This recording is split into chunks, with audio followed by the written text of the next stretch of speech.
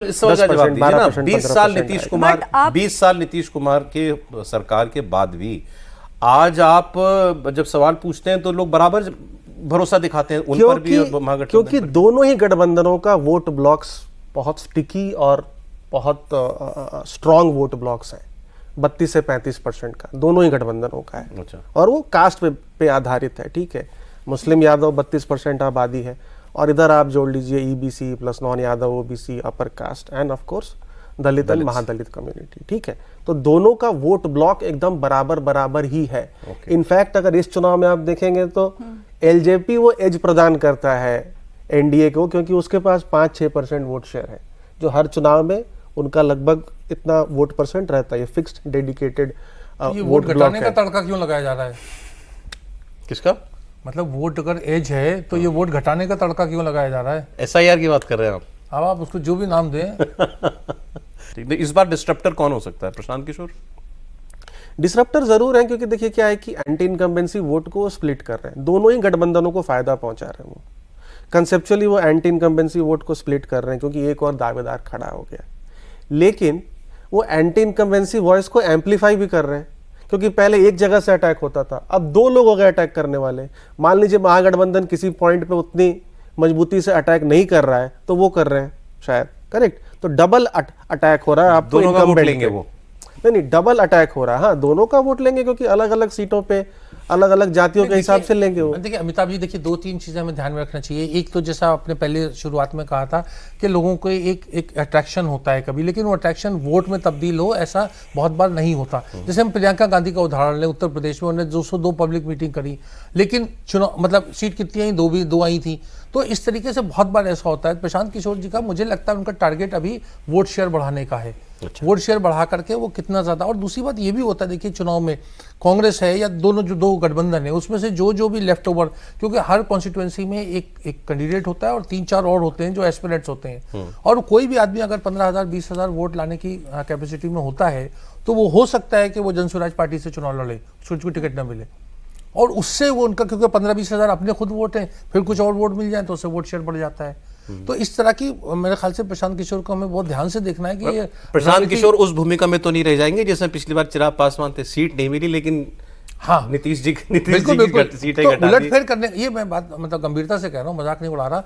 ये वो एक इस तरह की उलटफेर जरूर कर सकते हैं, चाहे सीटें आए या ना आए। चिराग पासवान का देखिए उनका सबसे बड़ा चैलेंज, देखिए जब उनके पास एक कोई नेशनल सपोर्ट होता है, जैसे मैंने लोकसभा सीटों का उदाहरण दिया, तो एलजेपी की परफॉर्मेंस बहुत अच्छी होती है। लेकिन जब नीचे छोटा चुनाव होता है वहां पर उनको बहुत दिक्कतें आती है। और जैसा कह रहे हैं फिर वहां जाति समीकरण बहुत ज्यादा खुल के आ जाते हैं। लोकसभा में तो नरेंद्र मोदी जी की हवा मतलब बिहार में तो चली, और बिहार में उसको बहुत ज्यादा फायदा हुआ।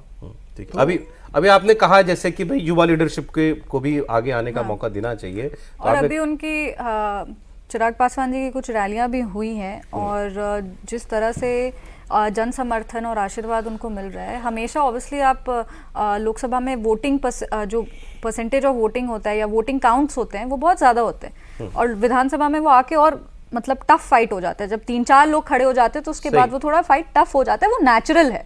बट आई विल डिसएग्री कि ऐसा है कि वो उनका मतलब ही is limited to a few votes, और वो विधानसभा में उनकी पार्टी कहीं मात खा जाती है। वो अलग फ्रंट पे लड़ना हमेशा एक मतलब 3-4 फ्रंट से अगर वॉर खुल जाए तो ऑब्वियसली वो थोड़ा प्रॉब्लमैटिक हो जाता है। बट जब भी आप देखोगे तो हर पार्टी गठबंधन में ज्यादा बेटर परफॉर्म करती है। तो इस बार आपकी भूमिका वही पिछले 2020 वाली तो नहीं होने वाली? नहीं बिल्कुल टारगेटेडली नीतीश कुमार को नहीं, ऐसा कुछ भी नहीं है, ऐसा कुछ भी नहीं है।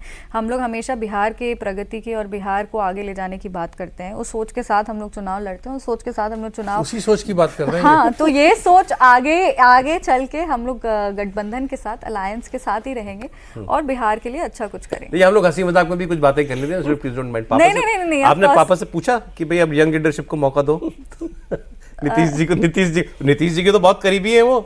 नहीं, वो ऑफ कोर्स है, पर जहाँ पे राजनीति में युवाओं के जोश की जरूरत है, वहाँ पे जो हमारे बड़े हैं उनके अनुभव की भी ज़रूरत है। जब दोनों मैच करता है तभी जाकर के राजनीति सकारात्मक होती है, और इसी सोच के साथ एलजेपी भी आगे बढ़ती है। क्या विजन है चिराग पासवान का? क्योंकि कई कंफ्यूजन भी बीच में रही, कुछ उनके स्टेटमेंट से ऐसा लगा कि शायद वो बिहार का इलेक्शन भी लड़ना चाहते हैं, फिर वो जिस तरीके से लॉ एंड ऑर्डर पर उन्होंने सवाल उठाए, तो आपके गठबंधन के लोगों ने उनको कहा, जीतन राम मांझी ने देखा, मैंने उनका स्टेटमेंट देखा कि गठबंधन धर्म नहीं निभा रहे हैं। एक मैंने जेडीयू के किसी लीडर का स्टेटमेंट देखा, उन्होंने तो यहाँ तक कह दिया कि तय करे पहले चिराग पासवान कि उनको एनडीए में रहना भी है कि नहीं रहना है। नहीं, आई थिंक वो ये सब कुछ अपना एक परसेप्शन, एक पर्सनल एक वो हो सकता है, व्यू पॉइंट हो सकता है। वो किसी भी हाल में किसी का भी कहना पूरे घटक दल के व्यू पॉइंट को नहीं दर्शाता है।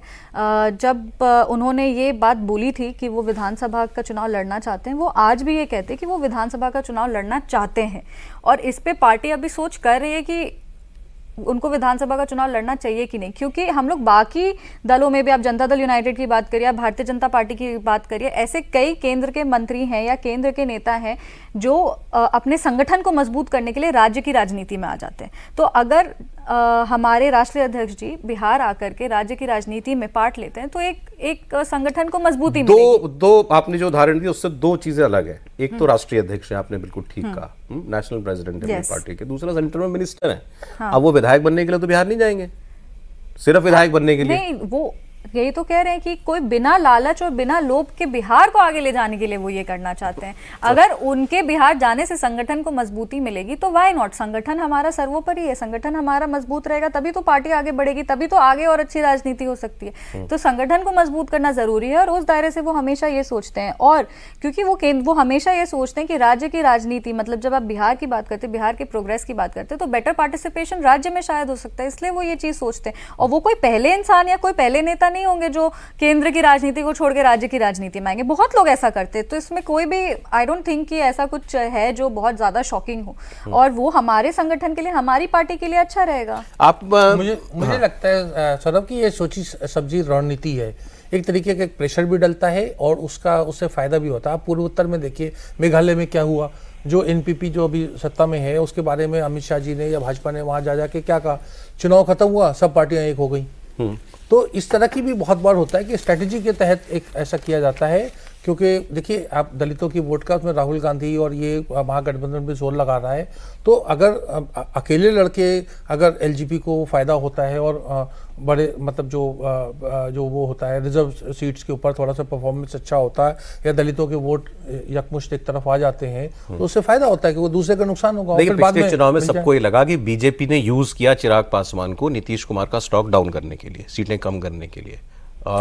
इस बार आपको अभी भी कुछ ऐसा लग रहा है? बीजेपी की, मतलब मैं अमित शाह की बात करूं, उनकी रणनीति वही जाने, वो ऐसे ऐसे पैतरे लेके आते हैं कि आपको समझ में नहीं आएगा सामने ये क्या हो रहा है, और फिर आपको बाद में नजर आता है कि अच्छा इसका ये मामला था, इसका ये फैसला था। तो ये सब चीजें एक शतरंज की बिसात होती है ना, उसमें जो मोहरे चले जाते हैं, ये मोहरे हैं। ठीक है। अरे ये इनका एक आपसे कुछ कहना चाह रही थी कांग्रेस के बारे में, हम लोग जब बात कर रहे थे ना। हाँ, एक सुझाव था कि अगर कांग्रेस पार्टी ग्रो करना चाहती है बिहार में तो उसको आरजेडी का साथ छोड़ देना चाहिए। ये इन्होंने तब कहा कि जब मैंने बताया कि आपने कई किताबें लिखी हुई हैं कांग्रेस पार्टी। नहीं, बिल्कुल ये तो ये सजेशन आप प्लीज, ये सजेशन पहुंचा दीजिए। आप पहुंचा दीजिएगा। जनहित में तो कोई भी किसी को भी सजेशन दे